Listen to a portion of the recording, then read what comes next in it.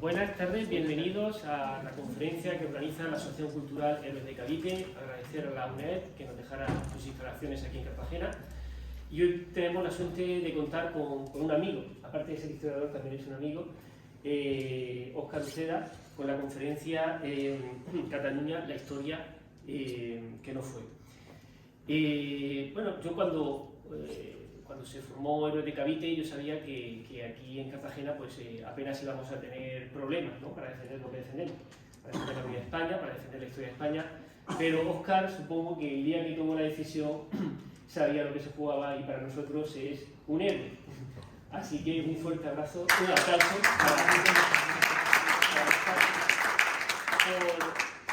pero ya les aseguro que el héroe poco, pero pues, simplemente se hace lo que se tiene que hacer. Sí, pero no todo el mundo lo hace y entonces es digno de reconocer.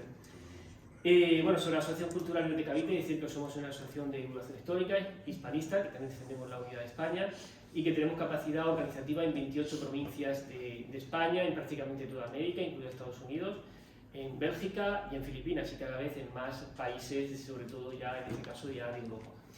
Pues voy a dar paso a nuestra compañera, vicepresidenta de la asociación, Lola Gutiérrez, para que presente al ponente. Muchas gracias, compañera.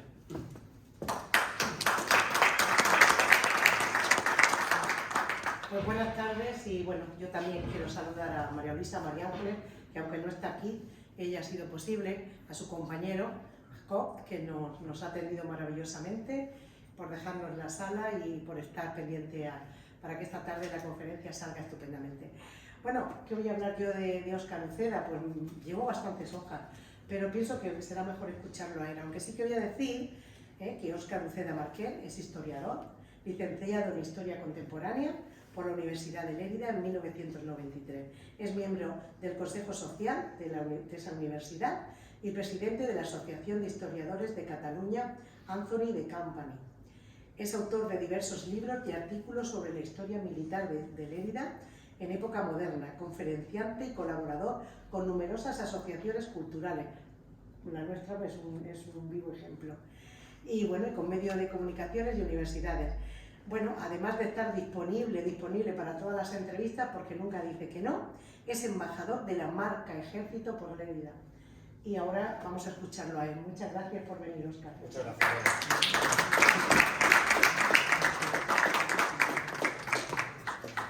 Muchas gracias, Lola, y muchas gracias, Ángel, y a Héroes de Cavite por tener la oportunidad de estar en Cartagena. La verdad es que siempre es un placer poder visitar las Españas.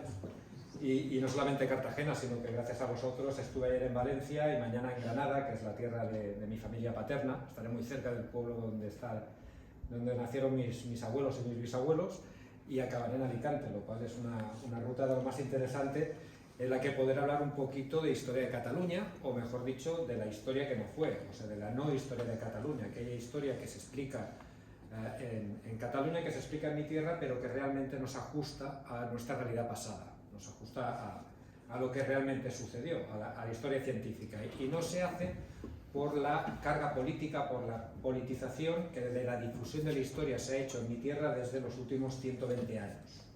Esta es un poco la hipótesis que defiendo en este libro y que ahora intentaré desarrollar.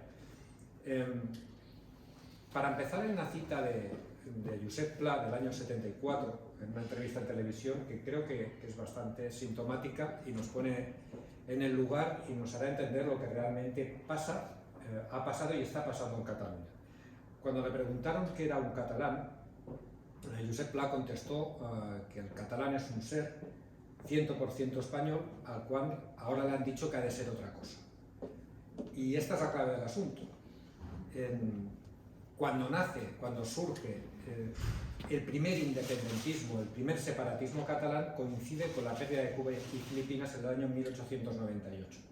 Para que surja un proceso de nacionalización o de construcción nacional en cualquier territorio de estos característicos que funcionaron en la Europa del siglo XIX, se necesitan dos elementos fundamentales. Por un lado, una burguesía, o una parte de ella, que quiera financiar este proyecto, que esté interesada en crear este nuevo Estado, y por el otro lado, una intelectualidad que también esté dispuesta a apostar por este proyecto. En el momento que estos dos elementos se unen, puede empezar un proceso de separación, un proceso de construcción nacional que empieza a tomar forma política, que es exactamente lo que sucedió en Cataluña hace ya 120 años, cuando este primer grupo empieza ya a apostar con fuerza por el independentismo y empieza ya a conseguir cierto poder, sobre todo en ayuntamientos, y empieza a crecer en esa Cataluña que en un principio se encontraron que era una Cataluña muy diferente a la actual. Es la Cataluña que explicaba Pla, es la Cataluña muy española, muy españolista. Cuando nace el sentimiento nacional moderno, el sentimiento de soberanía o de pueblo soberano en Cataluña, nace en 1808. Nace justo coincidiendo con la invasión francesa, y el sentimiento nacionalista que nace con muchísima fuerza en Cataluña aquel año era un sentimiento patriótico y nacionalista español. Los catalanes creían o decían de sí mismos que no había nada más español que ser un catalán, y se enfrentaron en las batallas del Bruc, se enfrentaron en Gerona y se enfrentaron contra los franceses con una resolución que nada tiene que envidiar al resto de España. De hecho, durante la Guerra de Independencia, Cataluña fue la única que fue anexionada por el Imperio francés, que la anexionó en 1812, es el único territorio de España donde realmente podemos hablar de Guerra de Independencia, porque allí sí que fuimos anexionados a Francia y sí que nos independizamos de Francia después de 2 años de ocupación. Y además fue el único lugar de España, exceptuando Andalucía, donde durante toda la guerra, pese a estar los franceses ya a punto o asediando Cádiz, no la llegaron a tomar, asediando Cádiz, un ejército español permaneció en pie y en estado de combate durante todo el conflicto. Y esto se hizo gracias a la colaboración, sobre todo, de los catalanes que vivían en la Cataluña central, justamente la zona más independentista, la más separatista hoy en día. Pues en aquellos momentos era la zona donde pudo acogerse, donde pudo refugiarse un ejército español que permaneció activo y permaneció hostilizando durante el resto de la guerra contra las fuerzas francesas. Estos son los mimbres con los que tienen que lidiar estos primeros independentistas, nacionalistas o separatistas catalanes, muy pocos entonces, pero que empezaban ya a actuar a principios del siglo XX. Todo movimiento de estas características de un nacionalismo clásico, de construcción nacional clásica, se fundamentan básicamente en 2 elementos. Por un lado, necesitan cimentarse en la historia, necesitan controlar la historia, sobre todo porque lo que de verdad pasó no acostumbra a interesar. Ellos tienen que modelarla y explicarlo a la gente para hacer surgir o justificar, primero, de que son diferentes a sus vecinos, el primer punto, y después de que sus vecinos son los culpables de todas sus desgracias. Por eso es imprescindible separarse de ellos. Como la historia real no encaja con este discurso, necesitan controlar la historia y el relato de la historia para convencer a la gente, mediante de manipulación de la misma, de ficción, de ocultaciones de parte de la historia, para convencerla y activar estos sentimientos en ella. Primero, sentimiento identitario, el catalán es único entre sí, es diferente del resto de los españoles, y por el otro, los españoles son los enemigos de Cataluña, porque históricamente se ha demostrado así. Y acabando también con que históricamente, según este relato, cuando Cataluña fue independiente, vivía muchísimo mejor que en el momento que se unió con el resto de los españoles. Esta es la construcción que se hace controlando la historia y que se empieza a transmitir poco a poco, primero de forma modesta, primero de forma de asociaciones culturales, etc., y a medida que van adquiriendo poder en los diferentes momentos de la historia que han tenido poder a través de las escuelas, a través de los libros de texto, etc. Hay una serie de líneas temporal de este crecimiento paulatino del independentismo catalán y del poder de la historia y de la manipulación y del uso de la historia por este independentismo catalán, en una primera fase que sería la Mancomunitat de Cataluña durante la fase final de la restauración. Después volverían a recuperar impulso tras la dictadura de Primo de Rivera con la Segunda República, y posteriormente, ya definitivamente con el plan, digamos, con el proyecto final que nos encontramos hoy en día a partir de la transición española y a partir de la Generalitat de Cataluña en los años 80, sobre todo de la llegada al poder de Jordi Pujol. A pesar de estos intervalos donde el poder político lo perdió este pujante independentismo catalán, este siempre permaneció vivo, sobre todo porque ha tenido esos 2 elementos que les comentaba anteriormente, los ha tenido siempre activos, es decir, un grupo intelectual dispuesto a luchar por esta independencia y otro grupo burgués, incluyendo el franquismo. Òmnium Cultural, que lo habrán visto en televisión últimamente, es una asociación fundada en los años 60 y financiada por industriales catalanes, y vivió y trabajó durante el franquismo. Eso significa que no dejaron de estar activos, incluso en un ambiente hostil para sus pretensiones políticas, durante todo este periodo de tiempo.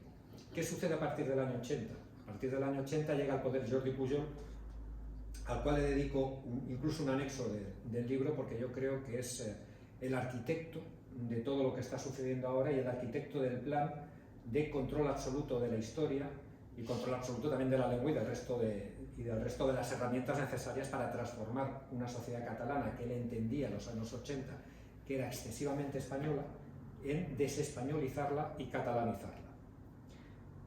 Este programa, que está en el anexo del libro, como comentaba, al menos la parte publicada, esto se conoce desde el año 1990, donde se filtra en prensa y sale en El País, creo recordar, sale en el periódico de Cataluña, sale en diferentes medios de comunicación, explica qué se tiene que hacer para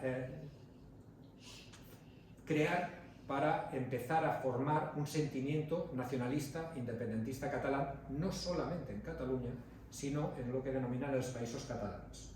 Es decir, este ámbito de actuación, este proyecto de país, nuevo país dentro de Europa, no sería solo Cataluña, le llamaremos Cataluña, será Cataluña su nombre, pero irá desde Fraga a Mahó, digamos, desde la franja aragonesa hasta las Islas Baleares, desde Salses a Guardamar, desde el sur de Francia, lo que es la provincia de Rosellón, en Francia, hasta Castellón, digamos, hasta el sur del Levante.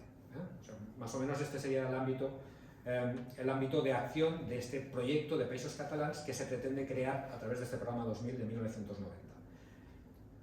Interviene en temas de medios de comunicación, interviene en un montón de temas y también, que es lo que ocupa el libro, interviene en historia. Ellos son muy conscientes, Jordi Pujol es un gran conocedor de la historia y del poder de la historia, son muy conscientes que tienen que controlar este relato de la historia para crear estos sentimientos, para activar este sentimiento primero identitario, de diferencia entre catalán y el resto de españoles, después de igualdad entre todos los catalanes, un catalán del sur de Francia y un catalán de Alicante, según ellos es exactamente lo mismo, hay que limar esas diferencias entre nosotros y una vez queda establecido de que somos diferentes, se tiene que buscar un enemigo, un culpable de todos nuestros males, que es el resto de España, es decir, que son los españoles. Los españoles son los culpables de todas las desgracias y son los que nos impiden desarrollarnos como pueblo. Y eso se consigue a través de la historia, explicando historias que no fueron. Y esta sería, digamos, la segunda parte del libro, ¿no? La segunda parte del libro, donde explico detalles, donde explico cómo se ha hecho, primero qué herramientas han utilizado para motivar estos sentimientos, y después ejemplos concretos de cómo se ha usado la historia para despertar este sentimiento identitario en los catalanes y este sentimiento de odio también hacia el resto de los españoles. Una de las primeras herramientas viene marcada en el programa 2000. El programa 2000 se marca una serie de hitos que se tienen que conseguir, que se van cumpliendo a lo largo de los años. Podemos ir punteando y viendo cómo en el programa 2000 se plantea la necesidad de que Cataluña tenga un museo de historia de Cataluña, cosa que no tiene España, no hay un museo de historia de España en Madrid, pero Cataluña sí que quiere crear un museo de historia de Cataluña y tiene que ser un museo especial. Es un museo sin contenido, no tiene elementos, no tiene objetos de valor histórico, pero es un museo excepcionalmente preparado para difundir mensaje, para transmitir ideas. Estas ideas fuerza que le estaba comentando antes, ¿no? En primer lugar, la primera, se hace una visita y un capítulo dedicados exclusivamente al tema del Museo de Historia de Cataluña. La primera imagen que te encuentras, la primera idea que te transmiten, y les recuerdo que todos los chavales tienen que visitar ese museo durante su época escolar al menos una vez, es un panel sobre la prehistoria, que teóricamente es un tema séptico, que difícilmente manipulable desde un punto de vista nacionalista. Pero en el primer panel que te encuentras te explica que el primer homínido que se descubre en Europa es catalán. Y no estamos hablando de los de Nova Historia, que después les hablaré de los de Nova Historia, estamos hablando de un museo serio, un museo, digamos, con unos asesores que son gente de prestigio académico. Pues lo explican y te enseñan dónde está el yacimiento, te dicen que está en Rosselló. Rosselló coincide el nombre con una población muy cercana a mi ciudad, yo soy de Lérida, y a 5 o 6 kilómetros hay un pueblecito que se llama Rosselló. Digo, bueno, yo no sabía que se encontró los restos de un homínido de hace 500.000 años allí. Digo, qué cosa más curiosa. Y cuando lees en letra pequeña, te hablan de Rosselló en el sur de Francia, de lo que ellos llaman la Cataluña Norte, en un yacimiento que se llama Tauteul, según se dice en el texto en ese museo. Los franceses le llaman Tautebel, ¿no? Pues en Tautebel encontraron un homínido y en la descripción te pone: en las actuales tierras catalanas se encontraron los restos de tal. ¿Qué es lo primero que te están transmitiendo al chaval que entra o al visitante? Que aquello, esa zona de Perpiñán, esa zona del Rosselló, es Cataluña. Y no es Cataluña que lo fue, sino es Cataluña hoy, en las actuales tierras catalanas. O sea, esta idea de països catalans te la están transmitiendo todo el museo, porque el Museo de Historia de Cataluña no es el Museo de Historia de Cataluña, sino que abarca lo que ellos consideran y ellos denominan els països catalans. Hablan de Mallorca, hablan de Valencia, hablan de todos aquellos territorios que abarcan su proyecto de futuro, porque països catalans no ha existido en la historia jamás. Existió la Corona de Aragón y podían haber hecho un museo de la Corona de Aragón, pero no entran a hablar de historia de Aragón, no entran a hablar de Zaragoza, no entran a hablar de Huesca, pero sí que entran a hablar de la parte de la franja de Aragón, de Fraga, por ejemplo, que sí que les interesa porque sí que consideran que es catalana. Es decir, mediante la historia están acostumbrando a los ojos y a los sentidos de que aquello es Cataluña, de que aquello es una unidad geográfica y política, que aún por desarrollar, aún por manifestarse, pero real, ¿no? Y estas pequeñas ideas fuerza las van transmitiendo con muchísima inteligencia a lo largo de todo el museo, que es un museo muy bien diseñado, muy visual, interactivo, muy moderno, costó una barbaridad. Digamos que dedicaron ingentes recursos en una herramienta que les funciona, porque estas ideas fuerza, cada vez están más arraigadas a la población catalana. Cuando alguien pone el tiempo y mira el tiempo en TV3, le sale no el mapa de Cataluña, le sale el mapa de los països catalans, y te dicen qué tiempo va a hacer en Perpiñán y te dicen qué tiempo va a hacer en Valencia. No te dicen qué tiempo va a hacer en Huesca. Pero ellos te marcan y ya acostumbran, la idea es ir acostumbrando a la gente de que la realidad es una cosa que no existe y no ha existido nunca. Todo esto, como decía, forma parte de, no sale de la nada. Esto es un proyecto en el que participan intelectuales y participan técnicos de todos los campos. Comunicadores, por ejemplo. La historia sí que la construyen y participan en la construcción de este relato algunos historiadores académicos, pero la transmiten comunicadores, profesionales de la comunicación, de vender producto.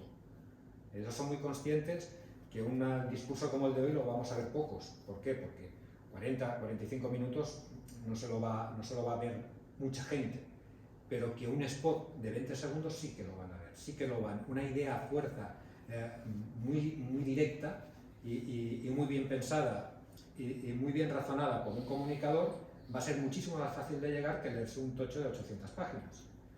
Por eso lo dejan en manos de comunicadores y por eso poco a poco estas ideas fuerza, que al final lo único que buscan es que el catalán piense que el español es diferente y que lo ha sido toda la vida y que encima es mala gente. Esto es lo que se busca, pues le llegue y tenga la sensación también de que le llegue porque se lo ha dicho gente que sabe, se lo ha dicho historiadores y se lo ha dicho la ciencia histórica. Y eso funciona también, y acostumbro a empezar las conferencias explicando lo que digo nada más empezar el libro, es que lo sé muy bien porque yo lo he vivido. Porque lo primero que confieso en el libro, que yo con mi adolescencia, cuando yo entré a la facultad de Lérida con 18 años, yo era profundamente independentista, muy independentista, y lo era porque desde los 10 años que leía libros de historia porque me encantaba la historia, y lo hacía por libre, o sea, caían en mis manos primero cómics, después libros de historia, y los devoraba, y eran uno de los libros de historias con unos contenidos muy determinados, estos contenidos que les estaba hablando, que ya se movían en los años 80. Y a través de la creencia de que aquello que yo estaba leyendo era la verdad absoluta, yo llego a la Universidad de Lérida en el año 1988 convencido de que Cataluña, los països catalans, eran un país oprimido, ocupado militarmente, que tenía todo el derecho del mundo a ser independiente. Y que además quería aprender más de historia para luchar por mi país y por el futuro de mi país, porque creía que era importantísimo que se supiera lo que pasó. Y así empiezo la carrera. Y así entro en una dinámica curiosa de toparme con unos profesores que me empezaron a enseñar historia de verdad, pero no una versión diferente de la historia que yo había aprendido, sino que prácticamente lo que me enseñaron es a plantearme que no todo lo que me estaban diciendo pudiera ser cierto, que tenía que tener un espíritu crítico, que tenía que preguntarme siempre el porqué de las cosas y que sobre todo tenía que contrastar y tenía que comparar. Tenía que empezar a trabajarme, por decirlo de alguna manera, un proceso muy lento que empezó a hacerme dudar de aquello que me habían dicho que era cierto, y que en este proceso de desafección del mundo independentista, que fue algo muy interno, algo no querido por mí, porque es algo muy desagradable el darte cuenta de que te han estado tomando el pelo, no es plato de buen gusto, y ir asumiéndolo poco a poco, detalle a detalle, historia a historia, fue un proceso largo que al final lo que me ha llevado es a estar aquí ante ustedes después de estos casi 30 años, de haber dado la vuelta completamente y después de haberme dado cuenta de que cómo me manipularon a mí, me usaron a mí y tocaron mis sentimientos a través de la historia, se lo están haciendo a muchísima gente más. Entonces, si un catalán de 8 apellidos andaluces, como soy yo, cayó tan fácilmente, y en los años 80, cuando éramos 4 gatos los independentistas, en estas redes, imagínense ahora que tienen prácticamente, a diferencia de mi época, el control de los libros de texto. Es un tema que pone también en el programa 2000, el control del contenido de los libros de texto lo ha de supervisar la Generalitat de Cataluña y lo han conseguido. El control de la Inspección de Educación lo plantearon que tenían que controlarlo y lo han conseguido, y así punto por punto todo aquello que marcaba este programa 2000 se ha ido cumpliendo a lo largo de los años, y ha sido lo que ha provocado que, a pesar de que Cataluña tenga unos niveles de autogobierno enormes, sobre todo desde la transición, los mayores de la historia, el crecimiento del independentismo haya subido, y no por la versión del maltrato, sino porque se les está enseñando que tiene que ser así. Se les está enseñando tocando todos estos resortes en los cuales la historia es posiblemente el más importante. Más herramientas, o mejor dicho, ya pasando de herramientas, porque también están los fastos que hicieron en el Tricentenario en el año 2017, encarados también a este sentimiento de repulsa y de odio hacia lo español. Por ejemplo, fue una guerra de sucesión por el trono de España, y en la cual una de las exposiciones itinerantes que se organizaron era terrorismo militar borbónico, porque aquí los españoles son iguales a los borbones y fueron los malos de la película, y te explicaban, algunas verdaderas y algunas falsas, los abusos militares contra la población civil durante la guerra de sucesión en Cataluña. Cuando el visitante ve aquello, evidentemente que se activan unos sentimientos de repulsa, porque hablan de violaciones, hablan de asesinatos, hablan de quemar pueblos, etcétera, etcétera. Y algunos fueron verdad y pasaron, pero están ocultando los del otro bando. Y están ocultando que en esa guerra, y dicho por los mismos campesinos catalanes, los peores en el trato contra los campesinos y contra la población civil fueron los migueletes catalanes, es decir, las fuerzas irregulares catalanas, que eran gente que luchaba sin sueldo y que se tenía que ganar la vida, que sobrevivir a base de ir saqueando pueblos. Y la cantidad de súplicas y de quejas y de abusos por parte de estas tropas de milicianos catalanes fueron muchísimo superiores a la de los militares borbónicos, incluso los militares austriacistas, que tampoco se quedaron cortos, ¿no? Pero, ¿qué es lo que hacen? Seleccionan una parte con el objetivo de que el visitante salga con una sensación de desafección, de odio hacia los españoles que vienen, nos violan, nos matan y nos hacen las 1000 barbaridades, ocultando una parte que también era verdad. En cuanto a los símbolos, toda nación necesita también tener unos símbolos, y esto también viene en el programa 2000, aunque es un tema que se desarrolla bastante antes, pero que se culmina, ¿no? En el programa 2000 dicen que hemos de tener oficialmente una bandera, ¿no? La señera. La señera tiene una historia que se recupera en el siglo XIX con la reina Ixensa, según la cual una leyenda viene de que un conde estaba herido en combate y el rey de Francia mojó sus dedos en la herida y hizo las 4 barras en un escudo, tal, ¿no? Una leyenda muy bonita. En el Museo de Historia de Cataluña, cuando entras en la zona de Edad Media, cuando arranca la Edad Media, ves una reproducción a escala natural de la escena, pero realmente es una invención de 1551, eso no ocurrió jamás. Es un historiador valenciano que se la inventó, es una leyenda, y te lo ponen en pequeñito. Sí que te lo ponen pequeñito, porque aquello es una leyenda, pero queda muy bonito, y lo primero que se encuentra al visitante es aquella leyenda de las 4 barras cuando no tiene objeto de ser, y que además hay una controversia sobre si las 4 barras son de Aragón o Cataluña, que aquí ya no me quiero meter, ¿no?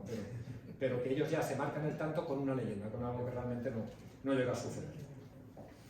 Otro tema muy interesante que también explicaría cómo se hace el uso de la historia para generar estos sentimientos de rechazo, sobre todo a lo español, es el himno. El himno de Cataluña, lo habrán oído alguna vez en televisión, es el Segadors. El Segadors también se aprueba en el programa 2000, no era el himno oficial, es un tema que viene en el programa 2000 y que se acaba aprobando también a principios de los 90, y que la letra no sé si la conocen. Bueno, de lo que va, ¿no? La historia, sí, un golpe de Fals es un golpe de hoz, defensores de la tierra, recordando la rebelión del Corpus de Sangre de 1640, donde unos campesinos se levantaron en armas y se dedicaron a perseguir a castellanos por toda Barcelona y pues les cortaban la cabeza con las uñas. Entonces cometieron una serie, mataron al virrey, etcétera, etcétera. Hicieron las 1000 tropelías con las hoces y recuerda ese momento histórico. Y otra de las estrofas dice: fent darrere aquesta gent tan ufana y tan superba, ¿no? Echemos atrás a esta gente tan ufana y tan soberbia, refiriéndose a los españoles. O sea, el himno actual oficial de Cataluña es un himno de claro rechazo a los españoles y que además recuerda un momento de la historia que unos catalanes, aunque después el tema tiene mucha chicha porque la cosa es mucho más compleja que eso, ¿no? Pero unos catalanes se dedicaron a perseguir castellanos por toda Barcelona para matarlos. ¿Cuál es la ironía de todo esto? La ironía es que realmente la letra actual de este himno no es una letra, como se dice, ¿no? Una letra histórica del siglo XVII, antigua, sino que esta letra que se incorpora a esta tonadilla, a esta música, es de 1899, es decir, un año después de la pérdida de Cuba y Filipinas, cuando empieza a surgir este nacionalismo catalán. Surge también, es el Orfeó catalá quien empieza a cantarla, y lo que hacen es coger una canción antigua del campo, una música, la ralentizan para hacerla más solemne y le incorporan esta letra que es de claro, y así se decía en la prensa de la época, ¿no? de un claro sentimiento hispanófobo o castellanófobo, ¿no? Pues le ponen esta carga de odio a una letra. Y la letra original, la que se cantaba, y la que aún se cantaba en aquella época en el campo catalán, era una canción erótica. No era una canción de guerra, no era una canción de odio, era una canción erótica, divertida, pícara, de una conversación entre un segador muy jovencito y la dueña de la finca que, pues bueno, tiene un lío. Y esta es la canción que cantaban los campesinos catalanes. Y esta es la canción de los segadores. Pero sin embargo, cogen aquello realmente de la historia, aquello que venía del pueblo, que era algo jocoso, divertido, una canción de siega, y la transforman en un elemento de odio, que encima es nuestro himno nacional, aprobado como tal, como himno nacional, en el Parlamento de Cataluña, con el voto de todo el grupo, todo el arco parlamentario, porque nadie lo discutió. Este es otro de los temas. Lo han hecho de tal manera, lo han hecho de forma tan sutil y mecánica, que hasta ahora que han enseñado la cara, han ido consiguiendo hitos sin que nadie se diera cuenta y con la aprobación de todo el mundo. O sea, hemos llegado hasta aquí con la convivencia de todos. Y es ahora cuando realmente han demostrado lo que siempre han sido, pues yo he estado dentro de este movimiento, como les comentaba, ni encaje en España ni niño muerto, independencia y punto. Pero había la vía inteligente, que era la de Jordi Pujol, con una frase mítica y que define su programa político, que es avui paciència y demà independència, hoy paciencia, mañana independencia. Es decir, se tenía que trabajar, era muy consciente de que el mimbre que tenía era insuficiente para conseguir, esta mayoría social no existía. Tenía que trabajarse en un tema lento y paciente, y a lo mejor él no lo vería en sus nietos, pero que era el camino, porque así se hace la ingeniería social y se transforma una sociedad. Pues él tenía muy claro que la vía tenía que ser una vía lenta y de trabajo y de transformación y de esfuerzo, invirtiendo millones y millones de recursos públicos de todos los españoles en este proceso. Y los otros que iban ya por la vía directa, que al final fueron los que en el año 17, digamos, se vinieron arriba, pensaron que lo iban a conseguir y pasó lo que pasó por ahora, ¿no? Es un proceso que, como todos sabemos, continúa vivo. Para acabar, hay muchas explicaciones en el libro, hay infinidad de anécdotas de manipulación de esta historia. Por ejemplo, en tema de ocultaciones, que no he comentado nada, o he pasado por encima al principio. Cataluña, como les he dicho, en 1808 el sentimiento de patriotismo español era altísimo. Era una de las zonas con más exaltación patriótica españolista de toda España. En el Museo de Historia que os explicaba antes, cuando hablan de guerra de sucesión, en el periodo que es el último año, que es el que les interesa, dedican salas y salas, Cuando hablan de catalanismo político a finales del 19 dedican salas y salas. Cuando hablan de la Guerra de los Segadores el primer año, no de los 18 restantes, dedican una sala inmensa. Pero cuando hablan de la guerra de independencia en Cataluña, que fue durísima, intensísima, dedican un panel, un pequeñito panel, muy por encima y nada más. ¿Por qué? Porque la guerra de independencia en Cataluña es preciso ocultarla porque le rompe con el relato. Todo aquello que le rompe con el relato en guerra de sucesión, en guerra de independencia o en cualquier acontecimiento histórico, lo escondo, lo retiro, no hablo de ello porque no interesa a este interés final, a esta necesidad que al final es muy simple, los 3 puntos que les comentaba antes. Primero, de generar un sentimiento identitario de diferencia entre catalanes y el resto de españoles, y seguidamente también despertar el odio de los catalanes contra los españoles, para, en un paso final, justificar que nuestro mejor estado, como mejor podemos estar, es sin ellos. Esto es lo que se busca, así de sencillo, y estas son las herramientas que ellos utilizan. Para acabar, es también como historiador, que es bastante triste, y es el final de toda esta historia, es que en Cataluña llevamos 120 años con un maridaje, digamos, entre parte de la historiografía, de la historia, o del historicismo, casi podríamos decir, con lo político. Es decir, hay historiadores que se sienten o creen que su causa está por encima del oficio, o está bastante por encima del oficio, y creen que tienen que estar al servicio de la patria y saben que hay cosas líneas rojas que pueden llegar a tocar porque el fin último, que es la independencia de la patria, pues lo vale o lo merece. Y esto hace que la calidad del producto pues no sea tan buena como debería ser, sobre todo lo que se trata en la comunicación de la historia, donde aquí es indiscutible, ¿no? Pero digamos que la intromisión de lo político en lo histórico lleva tantos años y ha hecho tanto daño que nos ha hecho perder cuerda en calidad de producto a la hora de hablar de historia y de hablar de historia de Cataluña, porque hay temas tabús que no se pueden tocar, hay profesores que se benefician y otros que no porque no son de la cuerda, etcétera, etcétera. Llegando al extremo de que en Cataluña es el único lugar de Europa donde hoy en día una administración pública financia a la pseudohistoria, que es antes cuando les decía lo del dominio de medio millón de años, el primero de Europa.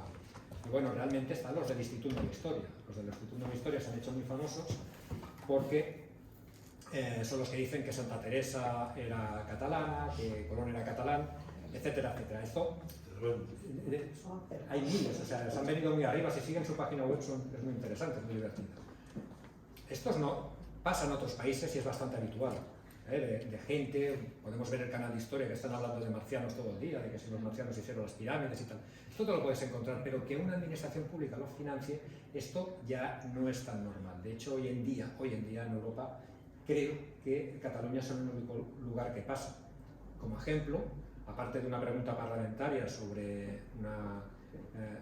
la inversión o unas donaciones, unas subvenciones de casi 6 millones de euros entre directos e indirectos a este tipo de organizaciones, el ejemplo paradigmático podríamos darlo en un reportaje en TV3, no hace demasiado tiempo, que costó 120.000 euros, dirigido por Nova Historia, que hablaba sobre Leonardo de Vic, no Leonardo da Vinci. Y demostraba de que, bueno, si veías, creo recordar, que la Mona Lisa, si te fijas detrás, aquellos son las montañas de Montserrat y que no sé qué, tal. Bueno, 120.000 euros, ¿no? Y esto, la TV3 es una televisión pública, es dinero de todos los ciudadanos, ¿no? Pues se ha llegado a este extremo. ¿Por qué? Porque hay ciertos políticos, los más extremistas, a los cuales la historiografía académica catalanista no les resulta insuficiente. O sea, ellos necesitan más. Es cuando surgen estos de la nueva historia que además cubren la parte, digamos, la parte supremacista de todo esto. ¿Qué ha ocurrido con parte de los políticos que les gusta la historia en Cataluña, los que están cercanos a estos de nueva historia? Bueno, que llevamos 120 años manipulando la historia de Cataluña y dando una versión, que a veces la llamo como el síndrome de Pau Casals, cuando Pau Casals en la ONU dice que Cataluña es la primera nación del mundo, es la cuna de la ONU. Esto lo aprendió en la escuela o de la Comunitat Republicana, ¿no? Que ya se empezaban a vender estas ideas fuerza, ¿no? De superioridad, de pasado medieval glorioso, etcétera, etcétera. Bueno, pues cuando se encuentran, a pesar de haber manipulado esta historia durante tantos años, que la historia de Cataluña supuesta, la tienen que comparar con la historia de España, les entra un complejo de inferioridad porque ven que la aportación de España a la historia mundial es indiscutible. Cuando ellos defienden una lengua, que es una lengua culta, respetable y maravillosa, pero que habla una cantidad limitada de gente y la comparan con un español que lo hablan 500 millones y creciendo, pues algunos se preguntaban por qué. Digo, si somos superiores, si somos mejores, ¿cómo es posible que estos tipos tengan una historia tan rica y la nuestra sea tan modesta? Y es cuando entra Nueva Historia para decir, no, pues que estáis equivocados, porque el siglo de oro español era un siglo de oro catalán. Y tema solucionado.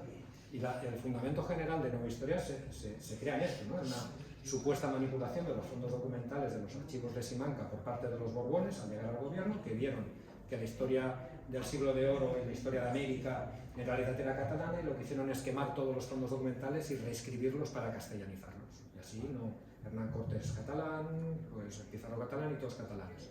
¿Esto por qué se hace y por qué tiene mercado?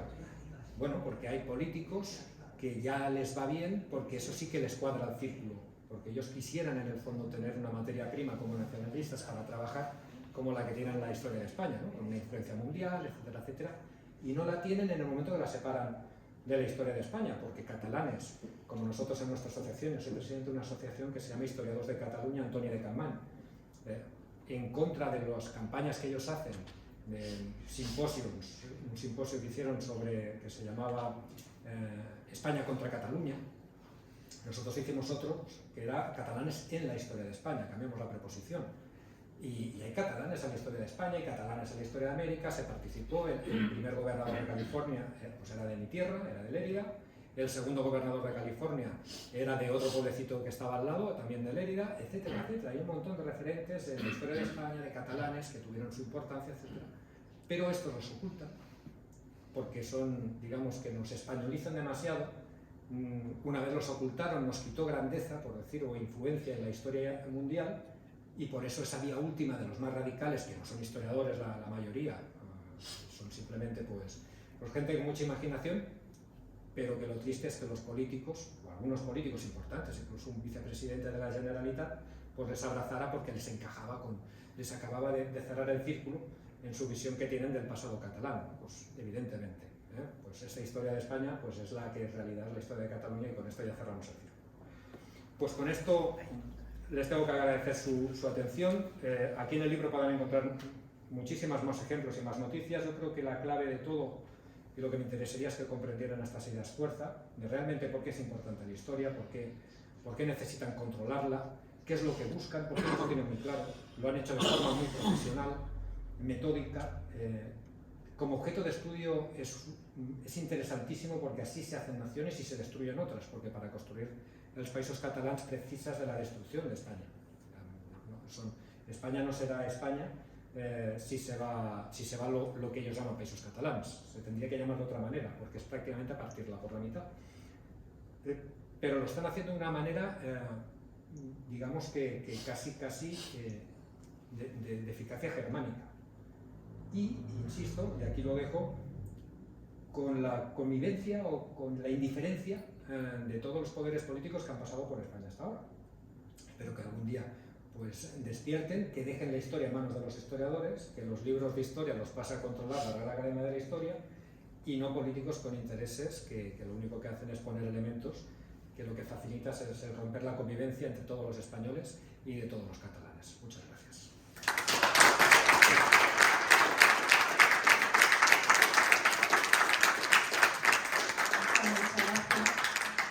Quiero deciros que aquí están los libros de Óscar para el que quiera después los va a firmar. Y bueno, también ha llegado el turno de las preguntas, si alguien quiere preguntar algo. Bueno, al igual a la gente que nos está viendo por internet, Sí, pueden escribir en el chat y se lee y se responde. ¿Puedo? Sí, claro. No, yo creo que se me oye. No, Sí, pero es para que se para que vea. se vea la... Ah, perdón. Vale. Yo estoy escuchando atentamente. Yo soy docente y sigo sin entender. Es que sigo sin entender cómo se puede, y hablo con una persona que ha sido independentista, cómo se puede entender que las personas no buceen, no busquen, porque los libros de historia también están, los bien escritos también están. ¿Cómo se puede pensar la gente no tener curiosidad. Y tengo familia en Cataluña, ¿eh? Sí, sí, sí, sí. Y eso son esos niños que en los años 80 estaban escolarizados, cuando los cines ya empezaban a dar cine solo en catalán, etcétera, etcétera. ¿Cómo no se les explica eso en las propias casas? Si muchísimos catalanes no son de sangre, de familia catalana, Sí, sí, sí. si son de padres de otros sitios, ¿no piensan? Sí que piensan, claro que piensan. Primero, Pero para mal. no de todo, primero, lo increíble es que después de 40 años de utilizar una ingeniería social increíble, no solamente en historia, en todo, medios de comunicación, les recomiendo que se lo lean detenidamente, lo que es el programa 2000, que se lo lean detenidamente. A pesar de estos 40 años de adoctrinamiento, de intentar convencer por todas las vías y por todos los poros de tu cuerpo, solamente un 40 y pico % son independentistas. Lo que se tiene que pensar es el milagro, por decirlo de alguna manera, que pese a todo y pese a tenerlo todo en contra, es que imagínense, se llega al extremo y entro en lo político y será lo único que diga, en que en mi tierra se multa por rotular un negocio en español. O sea, el nivel de presión es enorme, es enorme. Y aún así, la mayoría de los catalanes aún se sienten españoles, aún así. Pese a tenerlo todo en contra, pese a que los medios de comunicación locales forman parte de un bloque que simplemente transmite lo que se dice y lo que se manda y se ordena desde la Generalitat de Cataluña, pese a que los libros de texto están perfectamente controlados, pese a que los maestros, que evidentemente hay muy buenos, pero es curioso como poco a poco, a través de, por ejemplo, el primer filtro fue el filtro de la lengua en los años 80, que expulsó a muchos profesores de la Escuela de Secundaria de Cataluña.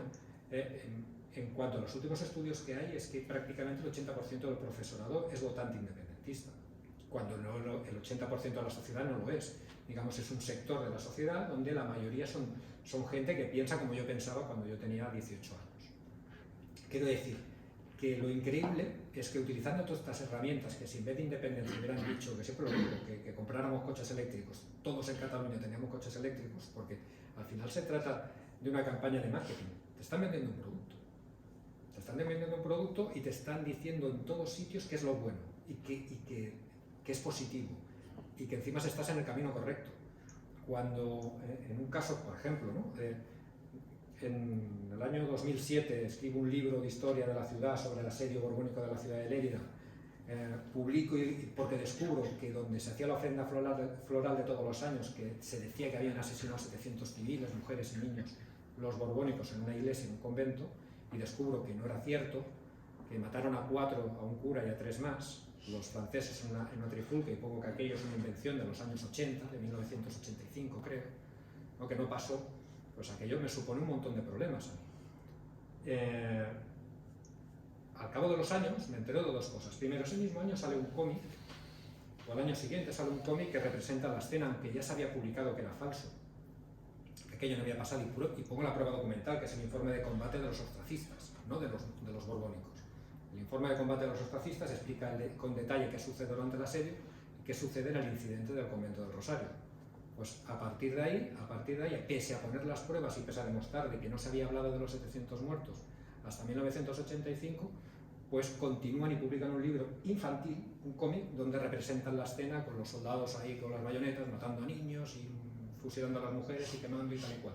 Cuando un crío coge ese cómic, ¿qué piensa? ¿Qué va a pensar? Lo raro es que no sienta como mínimo desapego hacia los españoles, estos que vinieron, que nos atacaron, que nos mataron, que nos quemaron. Pues esta es una gotita más. Es el Calabobos que escribió mi señor en un artículo hace muchos años, que te va mojando poco a poco y no te vas dando cuenta. Eso es lo que van haciendo durante tanto tiempo. Y lo difícil, de verdad, lo difícil y lo raro es lo que yo hice, de salirme. Eso es muy difícil. Y les aseguro que es un tema que toca sobre todo lo sentimental. Sí que llegan a ti con supuestos argumentos racionales, pero van a buscar el sentimiento. Y salir de ahí es muy complicado. Es extremadamente complicado, sobre todo si no te llegan inputs de otros lados que te estén diciendo, oye, que te están tomando el pelo, que te están vendiendo una moto, que en realidad, como no hay elementos para contrastar de verdad fuertes, nosotros tenemos una repercusión limitada como asociación. Y tenemos de los mejores historiadores de Cataluña hasta nuestra asociación, gente de un prestigio, catedráticos de un prestigio tremendo a nivel internacional. Pero nosotros no salimos en TV3, es que no salimos ni en Televisión Española ni en ningún lado. Ellos sí que tienen acceso Oriol Junqueras empieza en TV3 haciendo programas, cuando no era político. Oriol Junqueras, nosotros tenemos una asociación que tiene un presupuesto de 3.000 euros al año. No tenemos ni sede. Oriol Junqueras, cuando le conocí brevemente, porque llegué a hacer conferencias para una fundación suya, ese año, que fue en 2007, recibió en 3 fundaciones que llevaba subvenciones por 1.407.000 euros. Entonces, comparado con lo que nosotros, según publicó prensa, salió un artículo de prensa que salía que le habían dado a 3 fundaciones y que se las gastó haciendo campañas, pueblo por pueblo. Yo estuve en 4 pueblos dando conferencias. Al quinto ya no fui, después de lo que decía, ya no me llamaron más. Pero que ellos lo tienen muy bien montado desde hace mucho tiempo y que atacan por todos los flancos. Es muy difícil salir de ahí. Y lo que tenemos que hacer, que es lo que reivindico, y por eso también nos estamos haciendo tan amiguetes con Eros de Cavite, es empezar. Ya que no lo hacen desde arriba, empezaremos desde abajo, como se hizo en 1808. Pues vamos a levantarlo así, no queda otra. Te invito a que despidas al ponente y vamos a darle un fuerte aplauso porque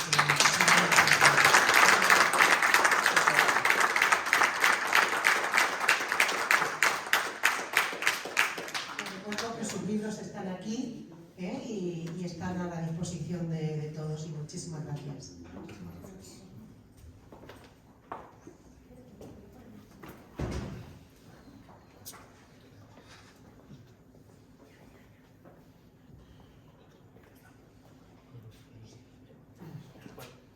Pues muchísimas gracias, Óscar, por esta maravillosa conferencia para entender mejor lo que está pasando en Cataluña, como parte de España que es. Y bueno, mucha suerte cuando vuelvas otra vez a la lucha diaria, porque necesitamos gente con fuerza, con iniciativas, con principios como tú, como tu asociación, Historiadores de Cataluña, para seguir dando la batalla cultural allí en un territorio en el que, como has comentado, está muy olvidado por parte de los sucesivos gobiernos centrales. Pero por lo menos desde el resto de la sociedad civil, en este caso, bueno, de España, en este caso de Héroes de Cavite, pues ya sabes que cuentas con nuestro apoyo, nuestra colaboración, y por supuesto vamos a seguir apoyando a héroes como tú y como tus compañeros que tienes en tu asociación. Muchas gracias. Muchas gracias a vosotros.